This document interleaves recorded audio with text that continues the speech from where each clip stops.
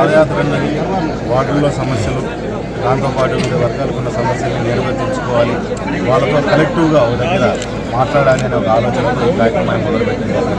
వాళ్ళ సమస్యలన్నీ ఏ రకంగా మా వివరణ రేపు ఉండాలి అంటే మేము ఏ రకంగా ధర్మవరాన్ని సమస్య లేకుండా తీసుకెళ్ళాలని నేర్చుకోవాలని, మరి దాంతోపాటు ఇది మేము అభివృద్ధి రాహిత్యంగా మేము వెళ్తున్నాం, అభివృద్ధికి అడ్డం పడుతున్నామనే పద్ధతుల్లో కూడా మాట్లాడటం, విమర్శలు చేయడం జరిగిందండి.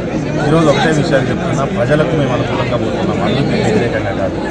ఏదన్నా అభివృద్ధి ఏమాత్రం అభివృద్ధి చేశారో మేము వ్యతిరేకంగా ఉండాలి, అది కూడా ఇంకొకసారి మేము చూడాలి, మాతో పాటు ధర్మవరం మొత్తం చూడాలనే ఆలోచనతో పాదయాత్ర. దాంతోపాటు ఏ రకంగా వార్డుల వారీగా వాళ్ళకున్న సమస్యల్ని ఏ రకంగా రేపొద్దున మనం పరిష్కరిస్తామనేది కూడా వాళ్ళ నుంచి ఒక అడ్వైస్ తీసుకున్నట్లయితే రేపొద్దున సమస్య లేకుండా ముందుకు నడుపుకోగలుగుతాం పాలననే ఆలోచనతో ఈ కార్యక్రమం.